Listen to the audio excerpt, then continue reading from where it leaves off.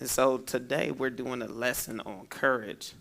And basically, we're talking about courage. Who knows the definition of courage? Not the dictionary definition, the Ayers definition of courage. Who knows that? Raise your hand if you know it. Raise your hand if you don't know it. Just raise your hand, period. All right. So, courage is the attitude of facing and dealing with anything perceived as dangerous, difficult, painful, or different instead of running from it.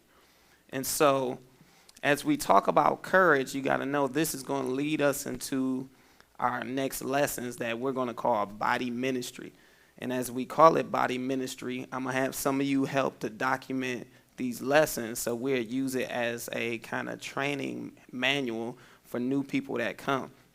Because in order for us to do the things we want to do, you got to understand it's going to take us ministering to each other. It's going to take us with the singing gifts to sing, us with the music gifts to do the music, us with the teaching gifts to teach.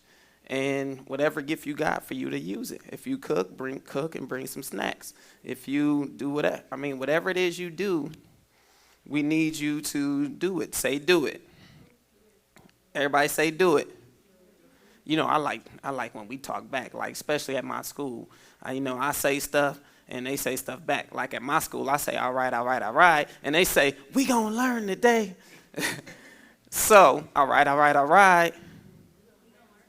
Y'all, come on. We gonna learn today. What are we gonna learn? We're gonna learn the word today. So we have to have courage in order to share Christ with our friends. And click the button. Push the button. Push the button. Now, y'all know that too from Rush Hour.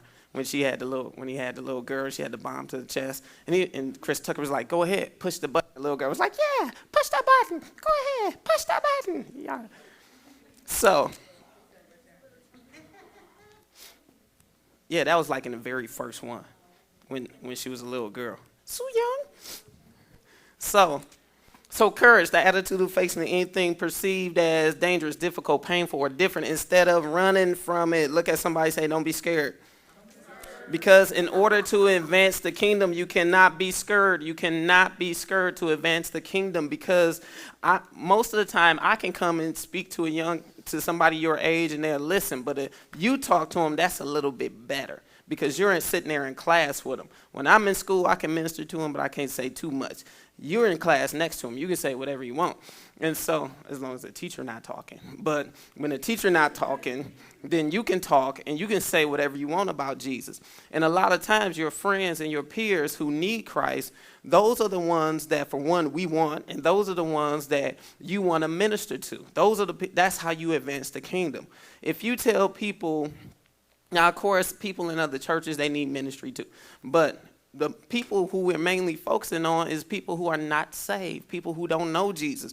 And so you got to understand the enemy's strategy is to keep us from demonstrating the kingdom and sharing Christ with our friends. His goal is to have us be what the Bible calls as lukewarm. Lukewarm is when you're not hot or you're not cold. You're just kind of in between. You know God, but nobody can tell but Jesus. You love Jesus, but nobody knew it but him. Because if people see you, they don't know if you're a Christian or not, because you blend in too much. And so the thing is, you don't have to be religious. See, the enemy will either have you be religious, where you feel like you can't do nothing, everything is super rigid, or he'll have you out there being worldly. He'll have you at the other end, where you just like them, and they don't know you say because you never talk about Jesus. Your speech doesn't betray you or nothing. But there has to be a place where kingdom is, where you are, I don't want to say in the middle, but where you have balance. You're not religious, but you're not worldly either. You are who God has made you to be, and you have a relationship with him simply just because you are his and you love him. Say amen. Now, so in Revelations chapter 12, you're going to see that the number one thing that we have to learn to overcome as we demonstrate the kingdom is how to deal with what other folks say about us. People going to talk about you. They're going to talk about your mama. They're going to talk about your granny. And they even going to say your whole generation, and they're in it. And so I mean, I heard this kid say, "Yo, whole generation." You in this generation? You talking about yourself too? And so you're gonna hear people talk about everything. They wanna, where I'm from, they call it blazing. But 'cause I'm from the D, baby. I'm imported from Detroit. You know what I'm saying? But now they say flame, or they say I'm gonna flame you, or they say I'm gonna cap you. And so, at my school, them kids say capping. But a lot of times they're going to cap. They're going to try to cap on any and everything you do to try to make you feel bad. That is the enemy's weapon, to make you feel bad and make you feel insecure, so then you won't share Christ because you scared somebody going to cap. You scared they're going to say something. People always want to say something. When I was younger, me and my boy, we were like the kings of capping. We were the kings of blazing. We could look at you no matter how much swag you had. We could talk about your shoes, your socks, your hair, your nose, your face, your ears, your mama, the fact that you ain't got central air conditioning, we'll go on. And so, we would heat you up, because to me, central air conditioning was normal. When somebody didn't have central air, I thought that was weird. I was like, what you mean? What's this big thing in your window? And you gotta have one in every room. If you go in the hallway, you don't even feel the air. What was up with that? And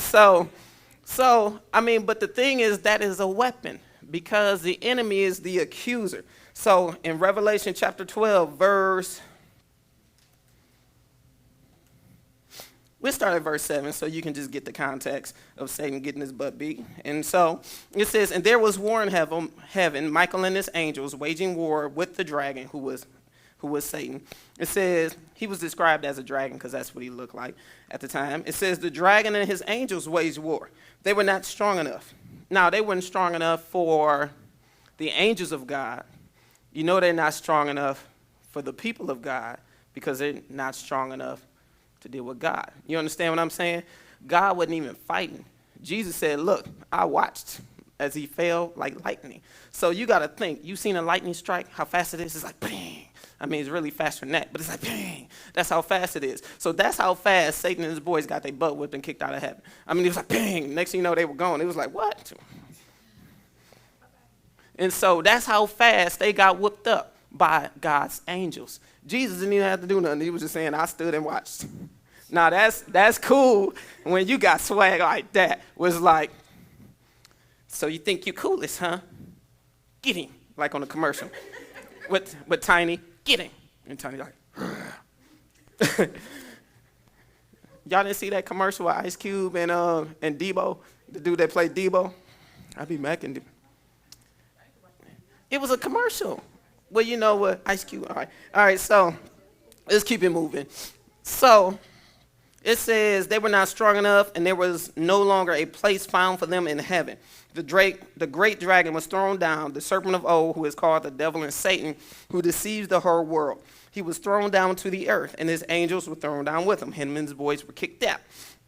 It says, "Then I heard a loud voice in heaven saying, 'Now the salvation and power and the kingdom of our God and the authority of his Christ have come.'" It says, "For the accuser of our brethren has been thrown down, who accuses them before our God day and night." When do they accuse him? When do they accuse people? Hit the button. They accuse when? Hit the button. Hit the button. Oh, wait a minute. Go back up. My bad. Go back up. All right, right there. It says they accuse him day and what? Night. That means all the time somebody is going to be saying something. Day and night is all the time. If it's not daytime, it's nighttime. If it's not nighttime, it has to be daytime. There's no other time but daytime and nighttime. When right now it's daytime, a little later it's going to be nighttime. Then when nighttime leaves, it's going to be daytime again. And so with that means the enemy was talking all the time. See, sometimes when you at school, people are talking all the time. They running mouth all the time about you. You're like, man, they just won't shut up. And no matter what I do, they got something to say. When I go to gym, they got something to say about my shorts. When I'm changing in gym, they talk about how I leave the little sweat marks on the floor. We just got done playing basketball. What you think? They got something to say about everything. You go to chemistry class, somebody got something to say. You go to lunch, somebody got something to say about where you sitting, or why you eating the school lunch, why your mama can't bring you a lunch to school, or why you not eating the school lunch, you too good to eat the school lunch. I mean, every time you turn around, somebody got something to say, somebody doing all that talking. And so but that's what happens. That is the enemy. That's come from the enemy. He accuses 24/7. Even while you sleep, he running mouth. And then you ever wonder why sometimes you wake up and just be like, because somebody been running their mouth. While you asleep, somebody is up at 2 a.m. just talking about you. But look at verse 11. It says, and they overcame him because of the blood of the Lamb, because of the blood of Jesus, and because of the word of whose testimony? Theirs. The people who were being talked about, what they said caused them to overcome. So it doesn't matter what people say about you. It matters what you say in response to what people say about you. If you allow their words to be like, no, leave me alone, or to make you feel like your feelings hurt and you don't know what to say, so you just kind of get that ball where you be like, leave me alone.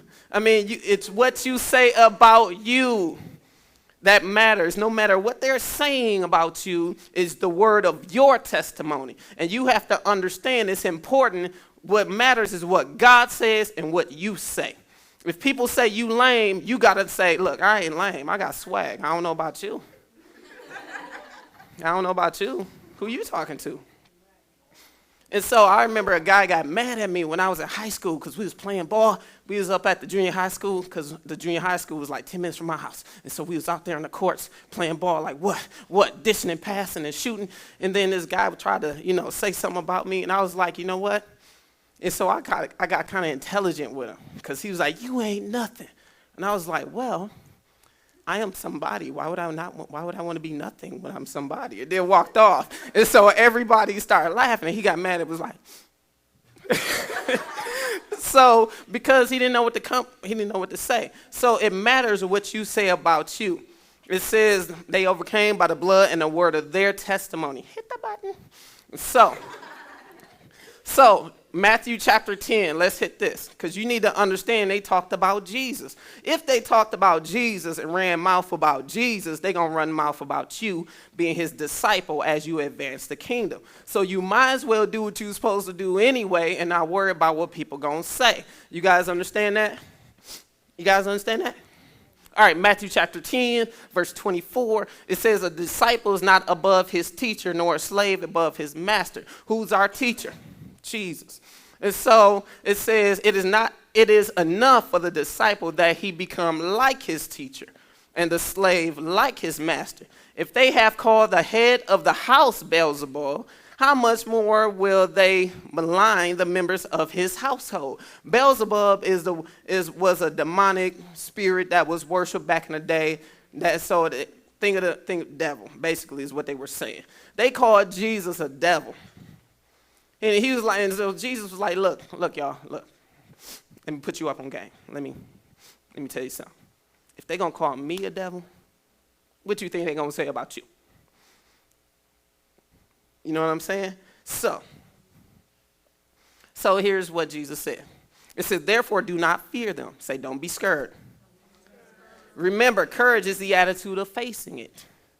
It doesn't mean that you're not going to be nervous. It doesn't mean that you won't even sense the presence of fear. Because fear is two things. Fear is a spirit first, a demonic spirit that tries to keep you from doing things. And then fear is also an emotion.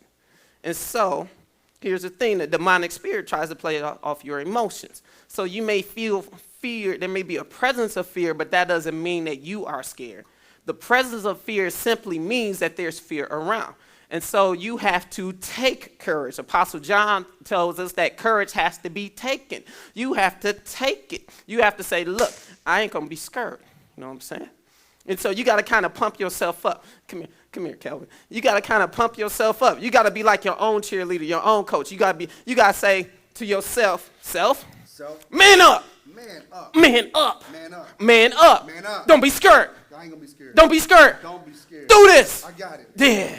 Just like that. And you got to pump yourself up and be ready. Be ready, because you got to pump. See, inside, the Holy Spirit is saying, he not telling the ladies to man up, but he's saying, look, toughen up. Take courage. Don't be scared. And you're like, but God, I can't. No.